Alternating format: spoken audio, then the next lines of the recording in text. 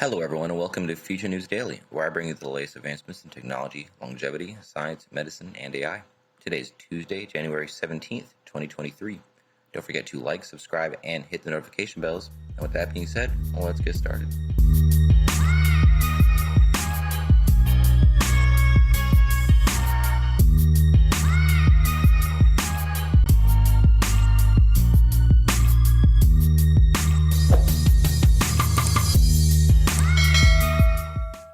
First up today, new AI-powered farming robot manages 50 acres of farmland every day.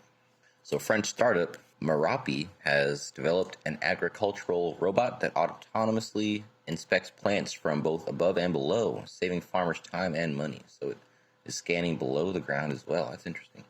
So the challenge. A lot can go wrong between growing and harvesting.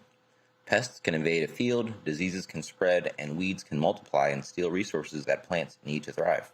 Regular crop monitoring can help farmers catch these issues before they result in significant losses, but manually checking every crop on a large farm can be time-consuming and labor-intensive. Robots navigating fields autonomously can relieve farmers of this duty, but their tires and treads can damage crops. Satellites and drones don't take this risk, but since they can only see plants from above, they can miss problems hidden beneath their leaves. What's new is Merapi's Senti-V farming robot was developed to solve these problems.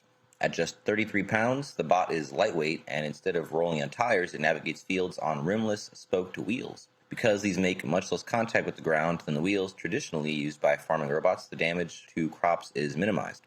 So this is it right up here. You have these spokes on the side. So play a short clip of it right here without the sound. You can see it traveling over the grass here. It can manage 50 acres per day. I'm sure it does it very efficiently because of the artificial intelligence. To use the Senti-V, farmers first set the boundaries of their field in the robot's software platform. It will then roll over the entire area autonomously using GPS.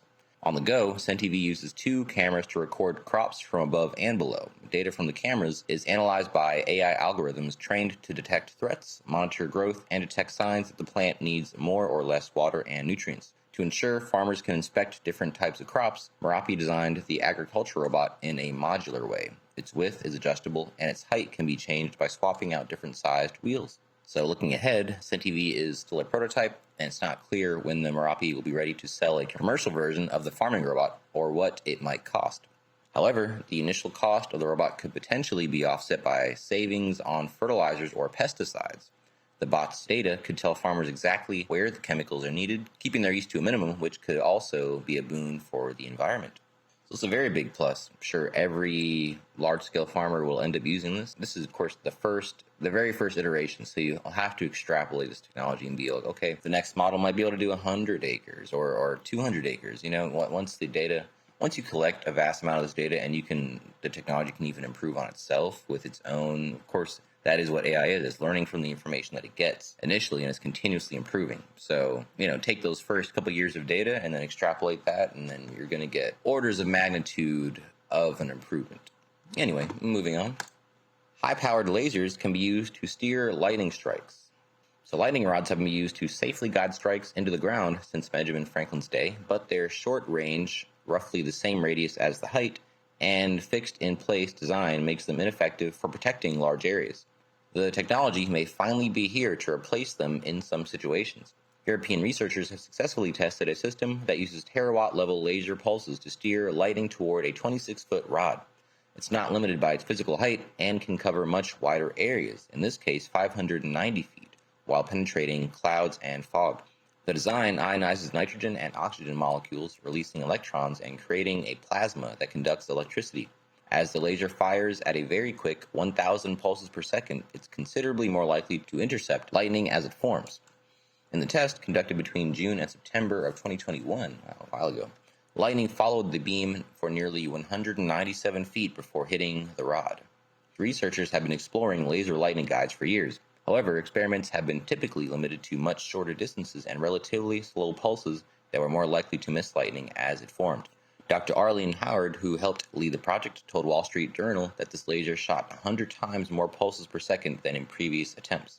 It could be a long while before lasers are used beyond experiments. The University of Glasgow's Matteo Ferrisi, who didn't work on the project, noted to the journal that the laser in the experiment cost about $2.17 billion. The discoverers also plan to significantly extend the range to the point where a 33-foot rod would have an effective coverage of 1,640 feet. So I guess the practical use case would be protecting small areas, keeping a certain building from ever losing power from a lightning strike or something like that. Of course, maybe if you can get a bunch of these all together, you could protect maybe a whole town or something, but the cost of this seems immense.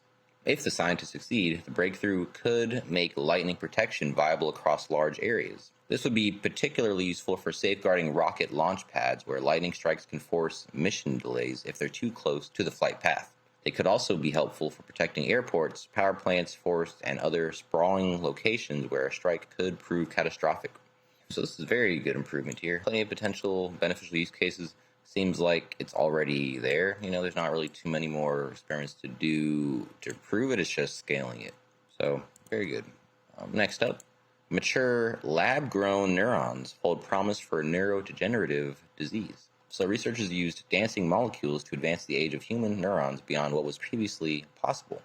Northwestern University-led researchers have created the first highly mature neurons from human-induced pluripotent stem cells, progress that opens new opportunities for medical research and potential transplantation therapies for neurodegenerative diseases and traumatic injuries. So although previous researchers have differentiated stem cells to become neurons, those neurons were functionally immature, resembling neurons from embryonic or early postnatal stages. The limited maturation obtained with current stem cell culture techniques diminished their potential for neurodegeneration studies. So researchers at Northwestern decided to dance to a different tune, creating mature neurons that will enable the research of adult-onset diseases in relatively simple and cost-effective cell cultures.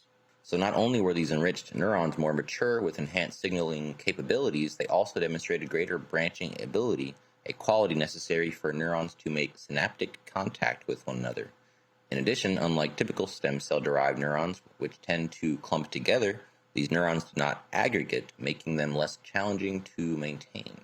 So these mature neurons also present new opportunities for studying neurodegenerative diseases like ALS and other age-related illnesses in culture dish-based in vitro models. By advancing the age of neurons in cellular cultures, researchers could improve experiments to better understand late-onset diseases. Quote, "This is the first time we've been able to trigger advanced functional maturation of human iPSC-derived neurons by planting them on a synthetic matrix. So it's important because there are many applications that require researchers to use purified populations of neurons. Most stem cell-based labs use mouse or rat neurons co-cultured with human stem cell-derived neurons. But that does not allow scientists to investigate what happens in human neurons because you end up working with a mixture of mouse and human cells. So a key innovation of this research was discovering how to control the collective motion of more than 100,000 molecules within the nanofibers. Because cellular receptors in the human body can move at swift rates, sometimes at a scale of milliseconds, they become difficult to hit moving targets. So they say imagine dividing a second into 1,000 time periods. That's how fast receptors could move. These timescales are so fast that they're difficult to grasp. That is really hard to conceptualize. So further down the road, iPSC-derived mature enhanced neurons also could be transplanted into patients with spinal cord injuries or neurodegenerative diseases. So transplanting healthy neurons into a patient could replace damaged or lost neurons, potentially restoring lost cognition or sensations. And because the initial cells came from the patient, the new iPSC-derived neurons would genetically match the patient, eliminating the possibility of rejection, which is huge. Of course, transplant surgery, the biggest problem is rejecting. Cell replacement therapy can be very challenging for diseases like ALS, as transplanted motor neurons in the spinal cord will need to project their long axons to the appropriate muscle sites in the periphery, but could be more straightforward for Parkinson's disease. Either way, this technology will be transformative. It is possible to take cells from a patient, transform them into stem cells, and then differentiate them into different types of cells, but the yield for those cells tend to be low, and achieving proper maturation is a big issue. We could integrate our coding into large-scale manufacturing of patient-derived neurons for cell transplantation therapies without immune rejection. The last step for you guys today, Lockheed Martin to create a digital twin of Earth's atmosphere. So this is interesting. I'm not sure where they're going with this. Using advanced artificial intelligence, Lockheed Martin plans to create a digital twin of Earth's atmosphere at request of NOAA. I guess I'm instantly picturing just like a holographic version of Earth. You know, you have in the movies that big circle table with the holographic Earth floating on it. And anyway, it's probably not what it looks like. But so it starts off, the weather is constantly getting measured. Every second, data comes in from satellites, radars, weather stations, airplanes, weather balloons, and ocean buoys. The National Oceanic and Atmospheric Administration, or the NOAA, is charged with organizing all the data into something useful to meteorologists. What that boils down to is basically a bunch of numbers. Even physical weather forecast models are numerical at their core. This works fine, but maybe there's a better way to look at it. NOAA's latest idea is to make that data look more like the way people see weather, in a 3D visual. They've asked Colorado-based aerospace company Lockheed Martin to help make it a reality. Quote, it's going to be kind of a Google Earth looking product, but it's going to have all of these observations coming in at almost a real-time basis. So I was kind of right, just that not without the holographic part. Said by Lockheed Martin research scientist Lynn Montgomery, quote, continues, our goal is to kind of fuse all the data into one measurement that represents the weather we see. She said it will be called the NOAA Earth Observing Digital Twin. It's not a forecast model, but a twin of the atmosphere on a digital environment. Eventually, the data will be able to be fed into a weather forecast model. The only way to collect, integrate, and fuse that amount of data is through advanced artificial intelligence algorithms, and that has to become a specialty of Lockheed Martin scientists. Another reason Lockheed Martin was selected for this challenge was their working relationship with the computing company NVIDIA. Once the data has been fused by the AI, it will be transferred into a computing format called Universal Scene Description. It's the same framework that the filmmaker Pixar uses to transform concepts into stunning 3D visuals. Quote, but then the fourth dimension is going to be time, said Montgomery in describing NOAA's digital twin. Quote continues, so we're going to have this 2-week moving time window where you're able to look back into the past and see those current observations move across the entire globe. So it has a 2-week back test. It seems like that's kind of a short amount of time to have the historical data saved. I hope they archive it somewhere else. Anyway, besides giving meteorologists a unique view of Earth's atmosphere and eventually becoming an input for a weather forecast model, the AI will also be able to recognize patterns in the data and flag anomalies. The process of completing the digital twin will take more than a year, but scientists have already started inputting the first wave of sea surface observations from weather satellites.